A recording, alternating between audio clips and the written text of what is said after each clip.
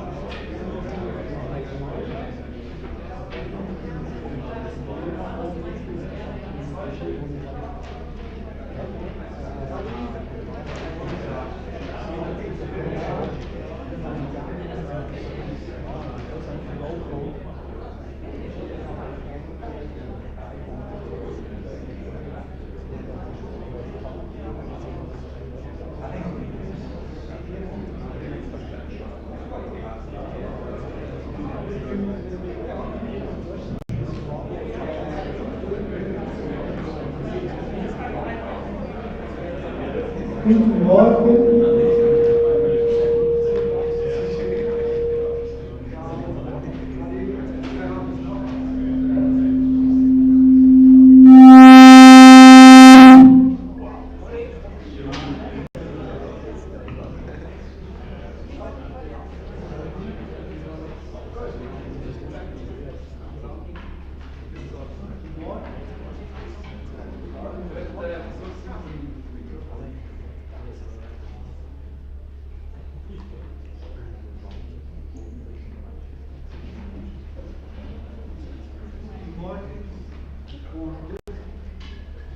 Ich freue mich, heute hier das 14. Opendata.ch Forum zu eröffnen. Ich hoffe, auch das diesjährige Forum bietet eine gute Gelegenheit, Erfahrungen zu teilen, sich inspirieren zu lassen, vielleicht sogar neue Ideen zu entwickeln. L'idée des données ouvertes, la politique d'ouverture des données progresse. La loi fédérale sur l'utilisation de moyens électroniques pour l'exécution des tâches des autorités, annoncée l'année dernière, est maintenant en vigueur. D'autres efforts visent aujourd'hui à créer les bases légales pour un écosystème de données et à réaliser des espaces de données fiables, juste pour en citer deux fils de discussion actuels. Écosystème d'un côté, espace en pluriel de données de l'autre. La lutte pour les données ouvertes a commencé il y a plus de 10 ans, aussi comme une lutte contre les silos informationnels. Mon souci aujourd'hui est de ne pas créer par une multitude d'espaces de données de nouveaux silos, des silos 2.0 ou 4.0 ou combien vous voulez, au lieu de juste forger des communautés de pratiques qui disposent et partagent des savoirs spécialisés. Der Tag heute bietet viele Gelegenheiten, solchen Fragen nachzugehen, sie zu diskutieren, Perspektiven aufzuzeigen und, wie in meinem Fall, hoffentlich auch Befürchtungen abzubauen. Außerdem widmen wir uns neben allen institutionellen Rahmenbedingungen auch den positiven Wirkungen der Nutzung von offenen Daten. Die Ausstellung Montrer zeigt interessante Beispiele für deren Impact eben dieses Data for the Common Good. Was wir weiter nicht vernachlässigen dürfen, ist die Datenliteralität. Gerade war zu lesen, jede dritte Schweizerin, jeder dritte Schweizer verfüge nicht über grundlegende digitale Kenntnisse. Diese Zahl erstaunt mich etwas, macht mich auch etwas skeptisch, aber es muss sicher unser Anliegen sein, Datenliteralität zu fördern. Leave no one behind, wie ein Beitrag heute sinnigerweise heißt.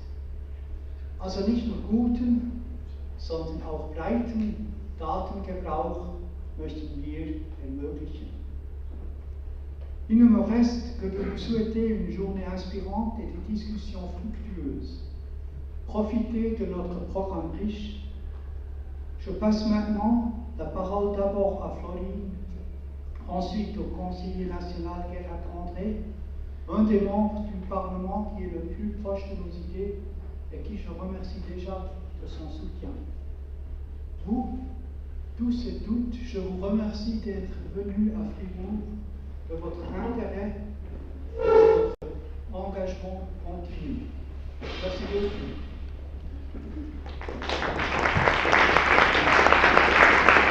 Thank you very much, Andreas, and also welcome, a big warm welcome from my side. I'm Florian, for those who don't know me, the director of Opendata.ch, and it's also a pleasure for me to welcome you here.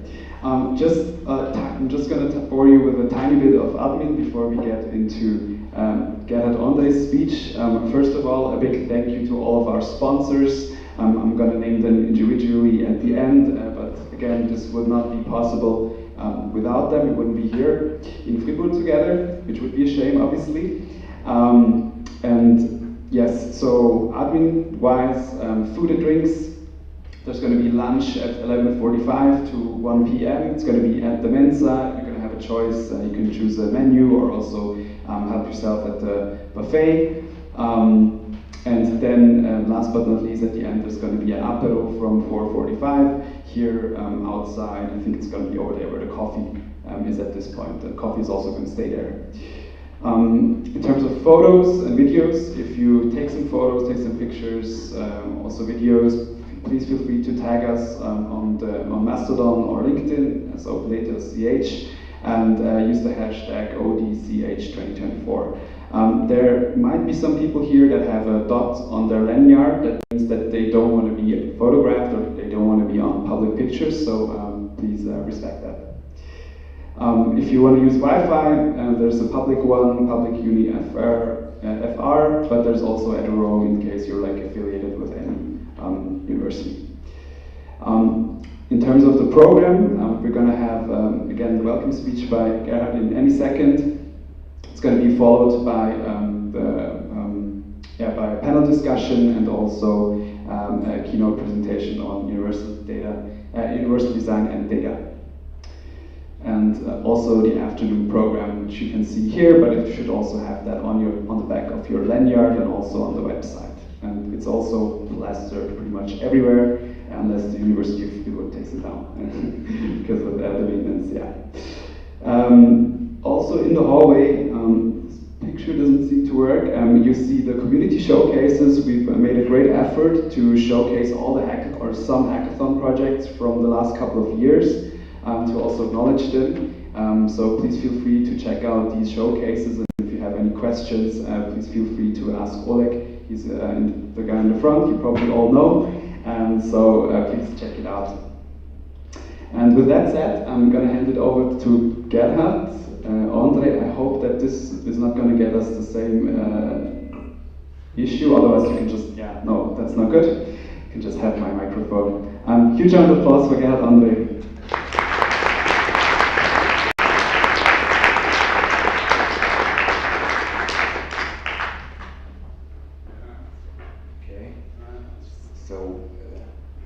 That's the slides.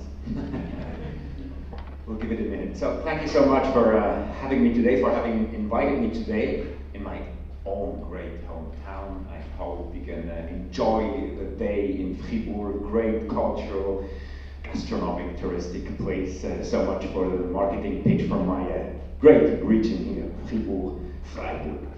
So I of course like to show you a few slides, but let's start without, as long as it doesn't work. So I want to share with you a few thoughts today, but before I tackle the one that bothers me a bit, let's look in the rear mirror. I'd like to talk to you about the fact that we actually made on a federal level quite a leap. Some of you, many of you might know that the Swiss government in 2016, I guess, adopted a strategy to promote open government data. So it took a while to get there. It was also possible because your community, Opendata.ch especially, was really like convincing, lobbying for the purpose of using data for the good, using public data that's around anyway to like get the most out of it. That was 2016. We heard it, Andreas just mentioned it before. We today have a law, it's the doctrine. Open data is the default since 1st of January of this year. And that's huge. Of course it took a while. It's only a law now, but it's the doctrine. It's the main thing to go if you are in a federal office, if you are in federal administration. And that's the thing. Oh, there we are. Aren't we? Yeah. Almost. It looks great here, but it doesn't over there. Okay. That's weird. There's a connectivity issue. My bad. So that would be my rear mirror. So it's not that important. Let's get on. So 1st of January, we have now this Article 10 in the famous Embark and Meta law in French, which basically states you have to open data you produce, you need as administration, and you have to like make it publicly available in a structured way, of course, hopefully in a way we would like to see. So in a good manner, 5-star open data. That would be the doctrine. We didn't stop there. Open source software also now is the default. So if the Swiss government, if the federal administration produces software, let's produce software by others, it has to be available publicly. It has to become public money, public code. You know this doctrine as well. This also is huge from my perspective. If I look back what happened over the past maybe 10 to 15 years in that manner, today it should be the default. And we didn't even stop there. Today also machine-to-machine interfaces, so the interoperability issue is tackled. It is the standard by law since 1st of January 2024. Swiss government, Swiss administration is binded to expose whatever it does through machine-readable, writable interfaces. So, okay, there will be yet another image. That's a bit of that's a pity. We can't do anything about that.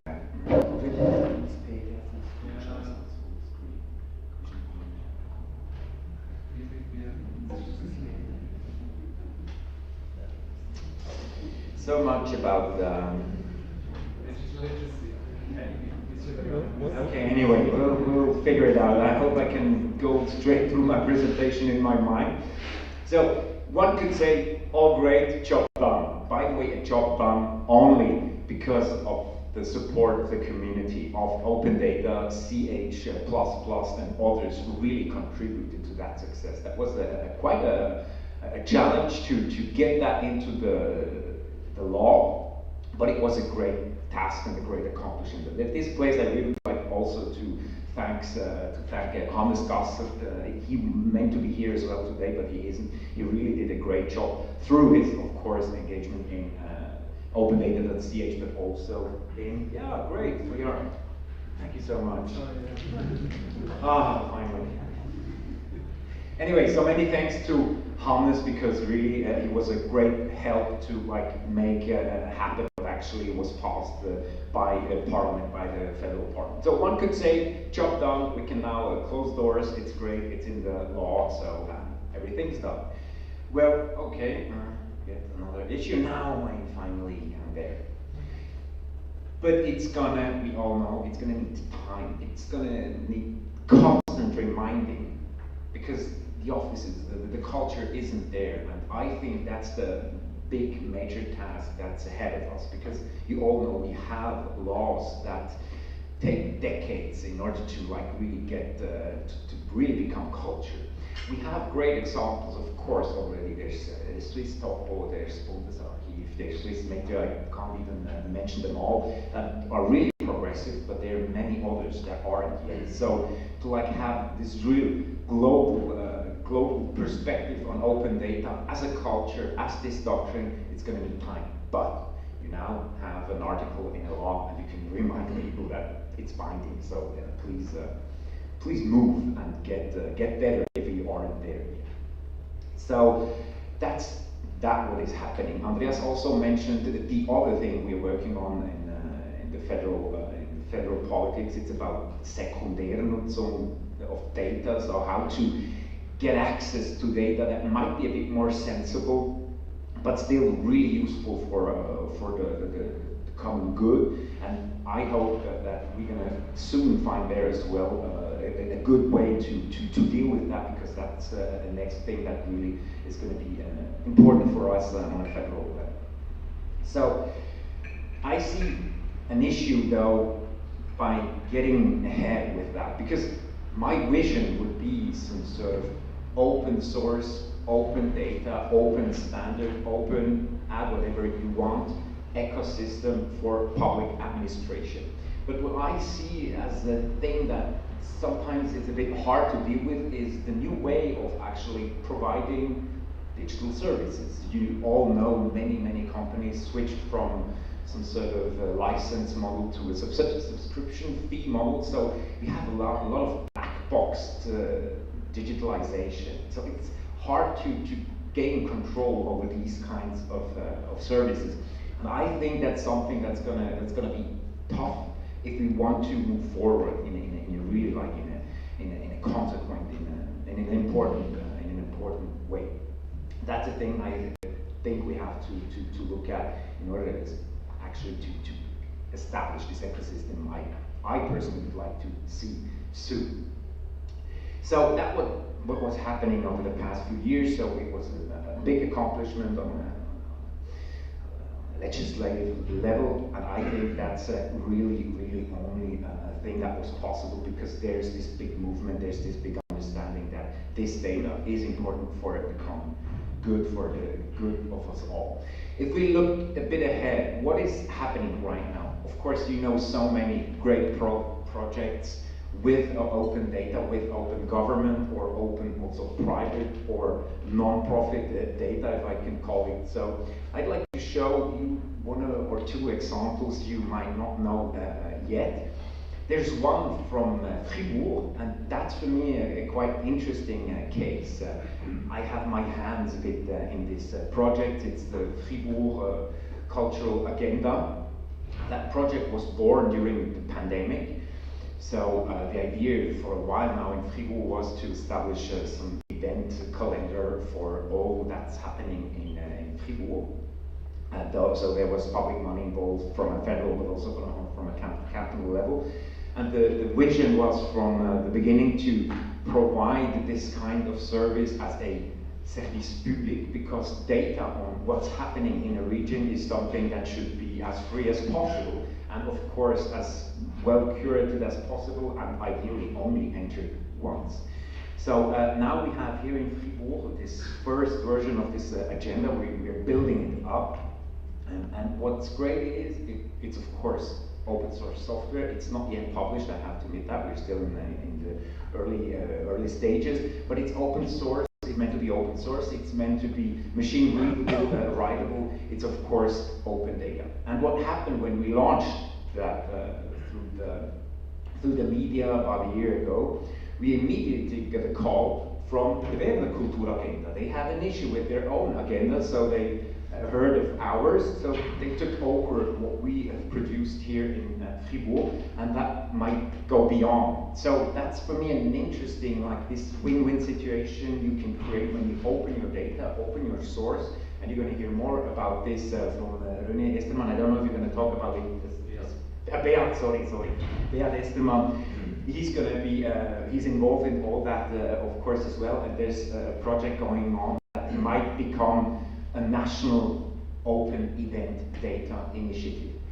These kinds of projects are really great, showing how actually this paradigm also now gets into other aspects, other organizations that weren't that fit on the topic yet. And I think these kinds of things, of course, are great. And nowadays, there are many projects going on with large language models, with things like ChatGPT, because at the end of the day, with all this data, we're gonna want to do something. And what we've done, that's of course here my company had, what we've done at LEAP, especially one of the co-founders, Gregor Stocker, over the past few months, is like playing around with these large language models in order to make websites, make web content, make content of public administration easier to deal with. And it's quite astonishing. Maybe you have heard of this Zurich City GPT, who was also nominated for the Master of the Best of Swiss Web of this year.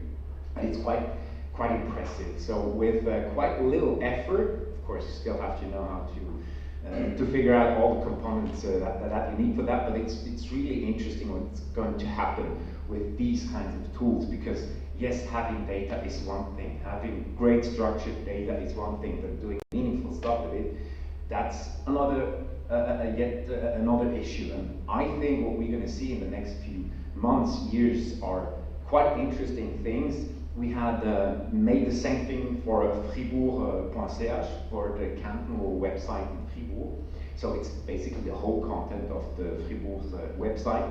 And we now play around with these different models. As you can see, you have here the ChatGPT version. You're going to get some answers from this machine. You have another one, the open source Mixtral, or yet another open source model, the Llama from Meta. So these kinds of things are awesome right now, because we're yet again in some sort of pioneering phase. I have a feeling that it is like in the year 2000s, when so many things were possible, and you could like do things with only little effort, and many things weren't invented yet. I have the impression we are right now in some sort of phase that is somehow similar, and that thing is really, for me, something really passionate. So I want to show you other examples. You all produce them. You know many more than I do. I just wanted to put a focus on these two things, so other organizations are beginning to understand the power of open data, of opening interfaces, APIs, etc., and that what's going on with large language models, the models with artificial intelligence, that might really impact a lot what is going to happen with data. Now, I'm going to drastically change context. I told you there's a thing that bothers me. There's also another thing that would bother me, that would be the ecological footprint of digitalization and all this data economy. That's not the card I'm playing today, maybe we get it for another time. There's another thing that bothers me, and that's the digital market dynamics. The winner takes it all dynamics. And why am I talking about this today? Of course, data, producing data and using data, that's a great thing. It's going to be important for our own digital sovereignty. But when we see how the market is organized, it's heavily distorted.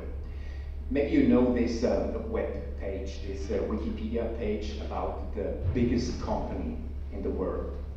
It's called $1 trillion companies. As you can see on this list, you have two fossil dinosaurs. You have China and you have Saudi Aramco. So two of the oldest or biggest companies that were the ones that achieved at some point $1 trillion market capitalization. $1 trillion, that's 1.000 Milliarden Dollar, 1 billion dollar, so it's quite a big amount. And when you look at this table, all the others are American big tech companies. And when you look at the top two, Microsoft and Apple, just to give you an idea, $3,000 billion worth is one single company like Microsoft. In comparison, you may know this list, GDP of G7 countries. Look at France. France, so a country with around 70 million people, can create value, economic value, for a whole year and won't get to the value one single company is having as its own market capitalization. This is a huge market distortion, and I think it hurts us, it's going to hurt us even more in the future, because with that, that's not just economic power. At the end of the day, it's also political, it's also geopolitical power, and that is the thing that bothers me. So, what happens? You could call that the colonialism 2.0, so now just the other way around. Europe, and with it, Switzerland is under pressure by this astronomic economic and political power. There's of course the American platform industry that puts Europe under pressure, and on the other hand you have Asian, I call it Asian, you have Taiwanese chip manufacturing, you have network components, of course, with TikTok. You also have platforms that are just huge and heavily influencing Europe. So what does Europe do?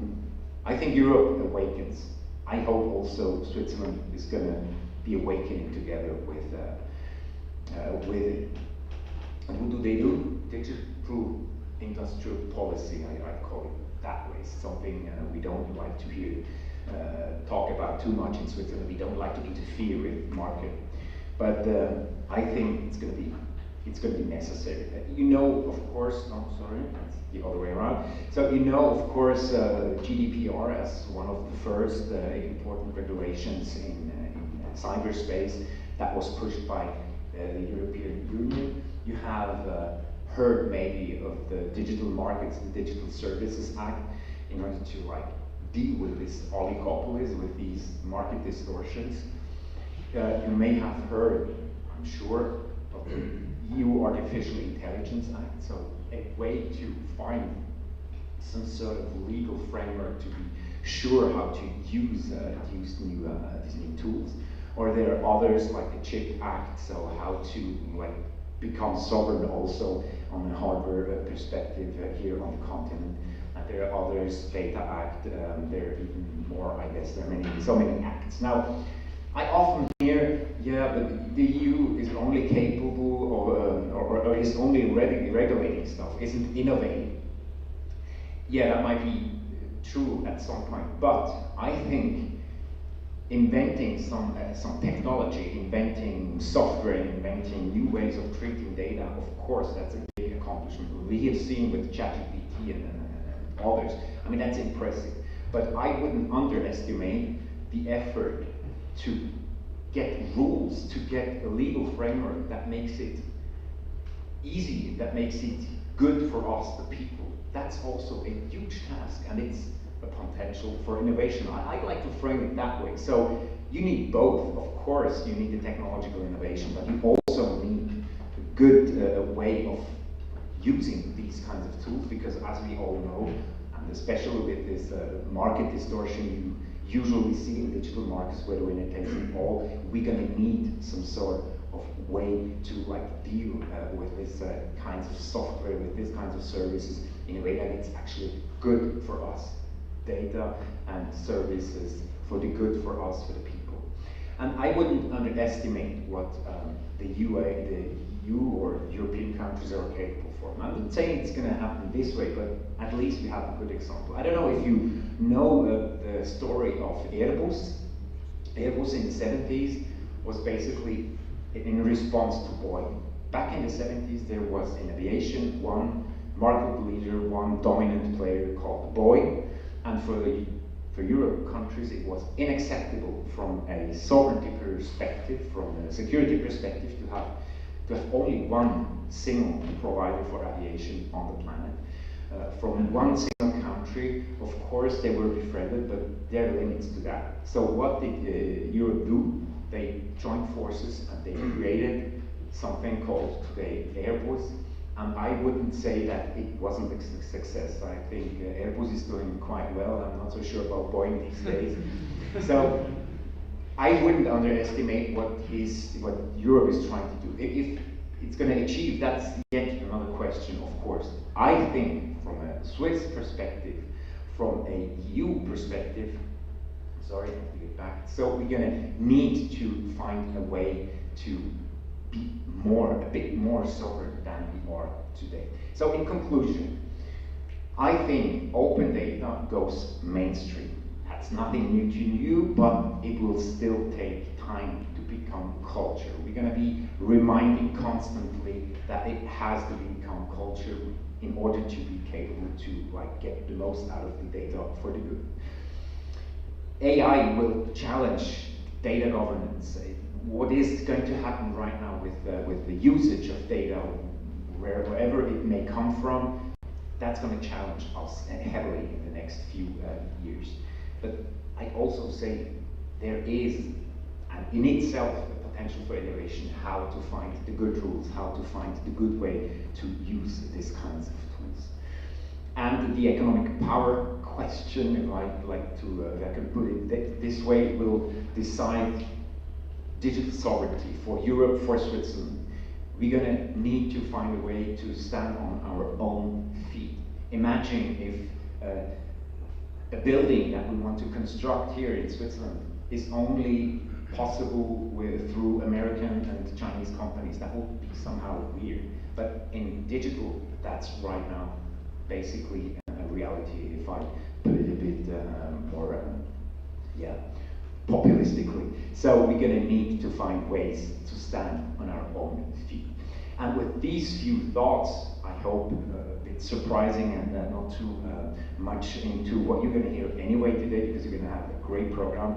You're going to have a lot of interesting ideas how to tackle the issue, how to move forward with yet another next step that we desperately need. You're going to have a hopefully great day and join and enjoy not only the conference but also Fribourg. Have a nice day and thank you so much for having me.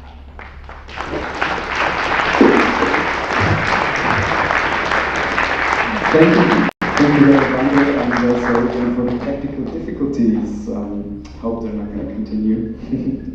So now it's time to officially also kick off the program, the sessions.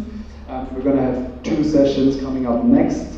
One's going to be right up there in room F130. It's going to be a panel on collaborating with Data for Good, moderated by Andreas, with Julia Mia Stirnemann, Jonas Lendemann, and Philipp Bosch. And then on the second floor, we're going to have a session by Jan-Erik Bars on universal design and data, user centricity and the impact of design strategies. That's happening on the second floor in room F205. If you can't find it, come to us, we'll guide you the way. Yes, that's happening at 10 o'clock. And after that, we're going to have two parallel sessions at 11. A panel discussion also in F130, so the same room as the Collaborating with Data for Good panel. It's going to be on the state of open government data in Switzerland and beyond, with Dennis Jäger, Charlotte van Ooyen-Vals, and myself.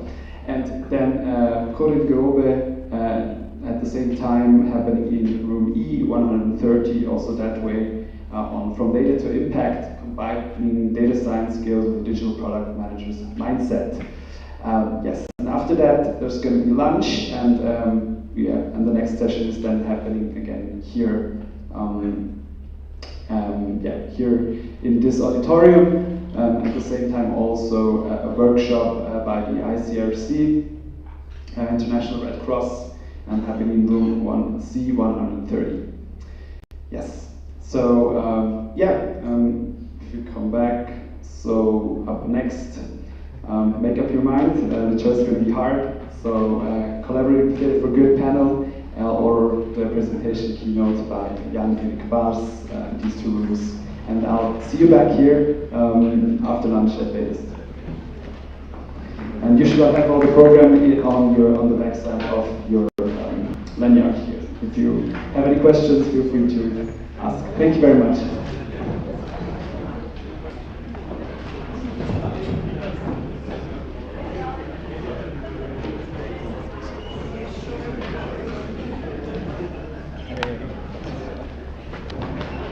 Yes.